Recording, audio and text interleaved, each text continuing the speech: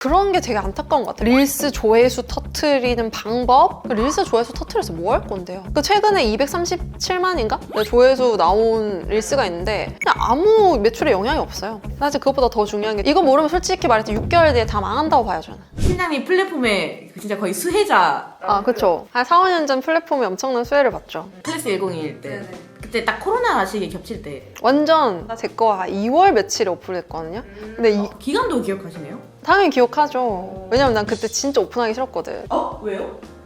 아, 그냥 거부감이 있었어요. 왜냐면 그때는 VOD 시장이 엄청 활발할 때가 아니라 가지고 근데 MD한테 몇 번을 거절했던 것 같아. 그럼 하다가 그냥 에라 모르겠다고 오픈을 했는데 우리 뉴스 찾아보면 딱 2월부터 코로나가 시작이거든요. 맞아. 사람들이 이제 집에서 할 게 없으니까 이제 집에서 VOD 나를 보기 시작하는 거야. 그리고 그때는 클래스 101이 엄청 투자를 많이 받아서 광고에 돈을 미친 듯이 쓸 때였어요. 그때 이제 뭐 홍보할 강의가 몇 개 없었던 것 같아.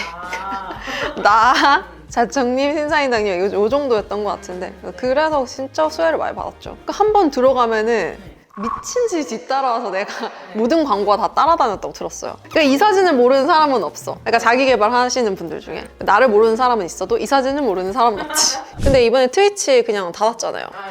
그래도 뭐 회사가 아마존인데 닫겠냐. 저번에 막 한 번 화질이 한번 내려가고 나서 12월 6일에 갑자기 이제 한국에서 더 이상 장사 안 한다 하고 2달 이후에 한다고 했거든요. 황당하네요, 진짜.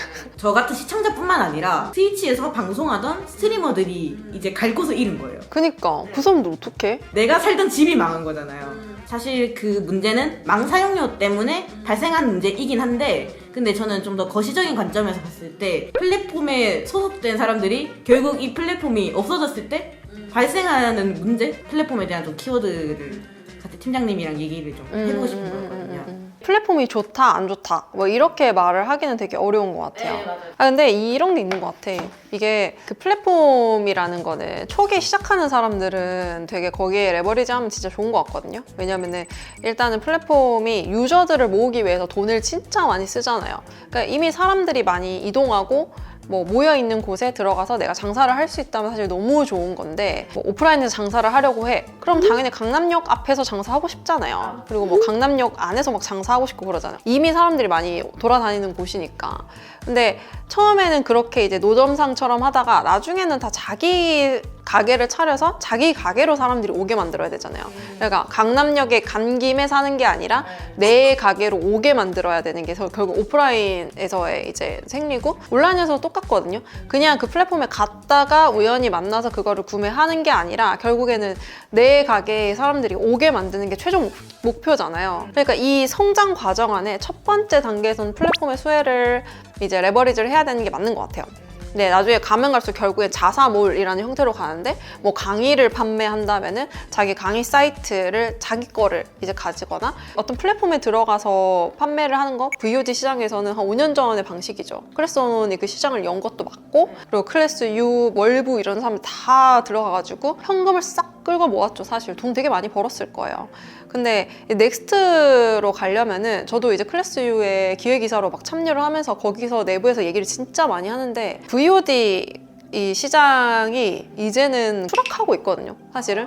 VOD를 듣고 사람들이 이제 변화를 해야지 효과가 있는 건데 사실은 플랫폼은 제공까지 하는 거고 거기에 이제 입점해 있는 사람들도 팔리면 끝이니까 그걸 구매한 수강생들을 책임지는 사람은 지금 아무도 없잖아. 플랫폼도 책임지지 않고 강사들도 그때 이제 시장이 초기다 보니까 강사였는데 강사를 하는 사람이 아니라 부업으로 다 그냥 자동 수익 벌자 하고 들어간 사람이 대부분이니까 거기서 이제 피해는 수강생들만 좀 보는 형태가 된 거예요. 이거 보시는 분도 VOD 듣고 효과를 얻으신 분도 있지만 안 얻으신 분들이 대부분 많을 거란 말이에요. 그 사람이 잘못된 게 아니라 거의 대부분 그렇잖아요. 그래서 저는 기획을 하는 게 결국에는 이때까지 앞단에 구매하게까지 만드는 것들 그리고 일단 플랫폼에 사람을 오게 만드는 것들은 이 시장에서 진짜 많이 했던 것 같은데 그 이후에 구매한 사람들을 끝까지 책임지는 걸 기획한 회사가 지금 국내에 있나? 그래서 그거를 만들기 위해서 지금 클래스 팀하고 신사업 기획을 그거 하나에만 이제 집중을 하고 있거든요. 근데 이런 걸 보면서 플랫폼 쪽에서 뭐 어떤 역할을 하냐? 그리고 들어가는 사람이 어떤 걸 기대하고 들어가냐를 봤을 때 결국에 트위치에서 아무리 방송을 했다 하더라도 그 사람이 트위치 안에서 정말 사람들이 유용한 걸 줘가지고 이미 개인의 팬을 많이 만들어둔 사람이라면 사실은 트위치가 망해도 짜증나긴 하죠. 근데 다른 플랫폼 가면 돼요. 유튜브에서 라이브를 하든 아프리카 TV를 가든 대체 불가능한 유익을 준 사람들은 플랫폼이랑 상관없어요. 솔직히 말해서 강의라고 해도 이 사람이 이 강의 수강생들한테 너무 좋은 내용을 줬어. 그러면 그 사람은 자기 홈페이지를 만들어도 사람들이 거기로 오는 거예요. 근데 이제 그게 아니라 정말 플랫폼 빨로 버티는 사람들, 그런 사람들한테는 플랫폼이 무너지면 끝이겠죠. 예를 들어서 제가 위탁 판매 절대 하지 말라는 게 뭐 쿠팡이나 G마켓, 도매국 같은 데서 가져와가지고 그러면은 옆에 사람도 팔고 저기서 팔고 저기서 팔고 저기서 파는 거를 판매하고 있는 거잖아요. 그러면은 뭐 고객 입장에서 선택해야 될 이유가 전혀 없잖아. 그러니까 그런 사람들 플랫폼이 망하면 그냥 망하는 거지. 왜냐면은 그걸 판매하고 있는 내가 대체 불가능하지 않으니까 그 사람한테. 플랫폼은 처음 시작하는 사람들한테 되게 좋은 시작 도구일 수 있어요. 근데 플랫폼과 상관없이 가려면은 결국에는 그 구매자들, 수강생 혹은 고객들한테 대체 불가능한 유익을 줘야지 거기서부터가 이제 플랫폼하고 상관없어지는 것 같아요. 플랫폼 중에 근데 그 대형 플랫폼 말고 후기에 막 이렇게 갑자기 투자 받아가지고 광고비 엄청 붙고 막 그런 데가 요즘 갑자기 경기 침체 때문에 막 무너지는 그런 데도 많잖아요. 그쵸. 그래서 초기 플랫폼에 들어가서 뭔가 몰빵하는 게 좀 위험하다는 생각도 좀 들기는 했거든요. 근데 그런 거 있는 것 같아. 항상 결국에는 플랫폼에서 내가 가져올 수 있는 거는 그 플랫폼이 열심히 모아놓은 트래픽을 이제 가져갈 수 있다 이런 거고, 거기서 뭐 제공하는 모든 것에 이제 몰빵을 해놨다라고 하면은 저희 수강생들 중에서 그런 거 되게 많은데 네이버 스마트 스토어에 완전 몰빵을 해놨어. 그 카테고리에서 랭킹 1등 가고 막 이랬었는데 갑자기 이제 거기서 블락을 먹어버리면서 스토어가 다 날아갔거든요. 결국에는 자기 자사몰이나 자기 걸 구축하지 않았을 때는 통제 불가능한 변수를 외부에 두는 거잖아요. 그런 결정은 사실은 사업을 크게 하려면 안 하는 게 맞고, 그러면 처음부터 그러면은 플랫폼 절대 들어가면 안 돼요가 아니라 그 정도 리스크는 항상 있어요. 사업할 때. 사실은 저도 어떻게 보면은 클래스 101에서 막 팔리다가 갑자기 클래스 101 구독자로 바뀌었잖아요. 거의 수익이 진짜 막 원이 들어왔으면 갑자기 원이 들어오고 그런 구간들이 있었어요. 거기 있는 크리에이터들 다 겪었지. 이제 지금은 클래스 101에 들어가면 큰 수익을 기대하기 어렵죠. 그 플랫폼에 입점하셨다가 나만의 그런 걸 만들어야겠다라고 생각하신 시점이 언제부터였어요?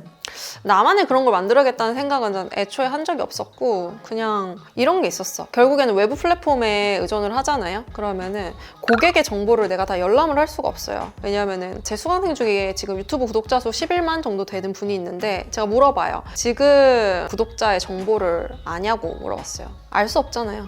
누군지 모르잖아. 연락처도 모르고 메일 주소도 모르잖아. 이름도 모르잖아. 근데 그게 고객이에요? 내 입장에서는 그냥 트래픽인 거야. 가지고 있는 트래픽. 그럼 가지고 있는 트래픽을 유효한 고객 데이터로 전환을 시켜야 되잖아. 그럼 네이버 카페에 이 사람이 10만 명을 데리고 있고, 유튜브에 뭐 10만 명을 데리고 있고, 블로그 이웃으로 1만 명을 데리고 있고 해도 그 정보는 알 수 없어요. 왜냐면 그건 네이버에서 관리하고 유튜브에서 관리하니까. 그래서 자기가 관리하는 데이터, 최소한 메일 주소, 전화번호, 뭐 이름, 성별, 나이 이 정도를 자기가 알고 싶으면은 자기 플랫폼에서 가입을 시켜서 그걸로 데이터를 가지고 있어야 되거든요. 그러니까 외부 데이터의 트래픽을 얼마나 가지고 있느냐는 사실은 두 가지지. 첫 번째는 알고리즘에 근거해서 고객하고 대화를 나누는 거고요. 내가 영상을 올려서 그 영상으로 그 고객하고 대화를 하는 것 같겠지만 그건 알고리즘이 교환을 결정해 주잖아요. 유효한 고객 데이터가 아니에요. 전혀 아무 고객 데이터도 안 갖고 있다고 봐야지 이게 명확한 거죠. 그럼 내가 만약에 뭐 어떤 플랫폼에서 장사를 하고 싶어? 근데 내가 가지고 있는 고객 데이터가 아무것도 없고 플랫폼에 의존해서만 그 고객 데이터를 확인할 수 있고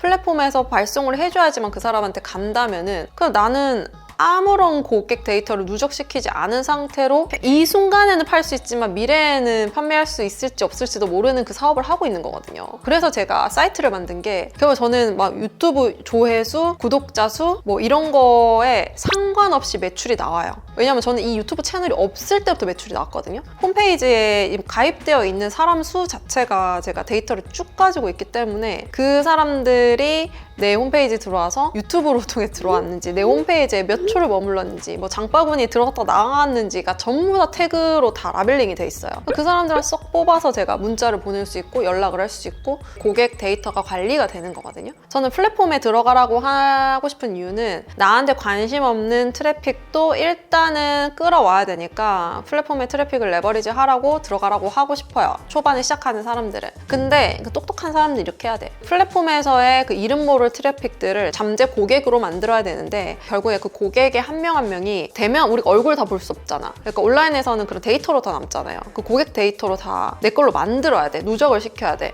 그렇다고 뭐 개인정보를 침해하라는 뜻이 아니라 진짜로 그 사람이 나한테 와서 어떻게 소속되고 싶게끔 그걸 구성하는 것도 되게 중요한 것 같아요. 우리 홈페이지로 오면은 무료로 들을 수 있는 강의가 있거든요. 딱 5일 동안 가입했을 때만 주어지는. 우리 홈페이지에 가입을 하고 듣고 나서 기분 뭐 별거 없다 싶으면 탈퇴해서 나가도 상관없거든요.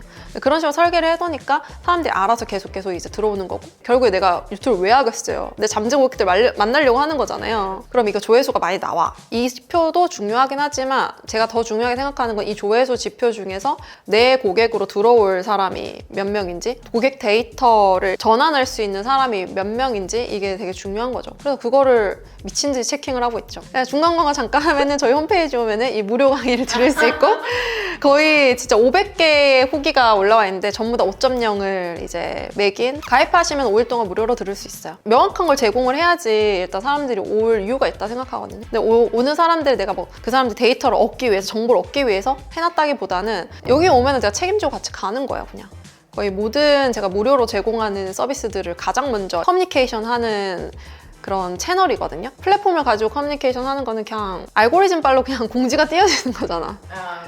아니면 강남역에 들른 김에 잠깐 보는 거구나. 네이버 카페나 그런 것도. 그래서 꼭 얘기를 하고 싶은 게 그런 게 되게 안타까운 것 같아. 뭐 강의에서 뭐 릴스 조회수 터트리는 방법? 릴스 조회수 터트려서 뭐 할 건데요? 나는 이해가 안 돼. 릴스 조회수 터트려서 뭐 할 건데? 그 최근에 237만인가? 조회수 나온 릴스가 있는데 그냥 아무 매출에 영향이 없어요. 그냥 숫자만 올라가는 거지. 유튜브 구독자 수 만들어서 뭐 할 건데? 사실 그것보다 더 중요한 게 뒷단의 그런 작업들인데 자기한테 들어온 숫자를 그 잠재 고객 데이터로 전환을 하는지에 대한 설계가 무조건 가지고 있어요. 이거 모르면 솔직히 말해서 6개월 뒤에 다 망한다고 봐요, 저는. 이거에 대한 전략 하나도 없으신 분들이 6개월 뒤에도 수익 활동을 계속 꾸준히 하긴 되게 어려울 것 같아요. 제가 아는 잘하시는 분들은 전부 다 준비되어 있거든요, 지금. 그러니까 결국은 정리하면은 나만의 그런 사업에 진짜 본질 설계가 돼 있어야 되고 본진에 대한 계획이 무조건 있어야 된다. 사람들이 오해하는 게 상세 페이지랑 결제 시스템 달아놓고 그게 홈페이지라고 착각하는 경우가 되게 많아요. 그건 그냥 상세 페이지예요. 근데 결국에 중요한 거는 본진 안에서 고객 데이터가 쌓여야 돼요. 그리고 자기가 고객 데이터를 쌓기 위해서 어떤 노력을 하고 있냐? 그러면 결국에 회원가입을 해야 되잖아. 그럼 사람이 바보가 아닌 이상 회원가입 안 하고 싶어 하거든요. 회원가입을 시킬 만큼의 본진에서 제공하는 어떤 가치가 있어야 돼. 근데 그 가치를 어떻게 설계할지. 진짜 나한테서만 사고 싶은 엄청난 물건을 팔고 있던가 아니면 회원가입했을 때 얻어지는 어떤 멤버십 혜택이 있던가 뭐가 있어야 되는 거지. 거기서 무조건 고객 데이터를 누적시켜서 그걸로 이제 태그를 다 걸고 라벨링을 해서 관리해야 돼요. 조회수나 구독자 수가 돈이 된다는 시대는 이제 좀 지나가고 있는 것 같아요. 앞으로 더 지나갈 것 같고. 이 교육시장에서 사실 지금 제일 돈을 많이 벌고 있는 기업과 제가 지금 함께하고 있잖아요. 매일매일이 생각지도 못한 실패인 것 같아. 근데 그럼에도 불구하고 지금 안 하면 넥스트는 없다라고 생각을 하고 있거든요. 어떻게 보면 제 정체성 자체가 교육을 하면서도 새로운 산업에 대해서 저도 신사업을 계속 시도를 해서 살아남아야 되는 이제 상황인 거잖아요. 근데 시장이 어떻게 흘러가는지에 대해서 보는 거는 제 직업병이자 취미이자 제 의무이니까 그냥 열심히 그냥 보는 거죠. 지금까지 내가 확신하는 거는 고객 데이터를 플랫폼에 의존하고 있는 사람들은 미안하지만 끝났다. 미안해요. 이런 말을 그래 책임감 있게 해줄 사람이 필요하지 않나? 그럼에도 불구하고 뭐 릴스 조회수 많이 남겨라라고 말하고 싶진 않은데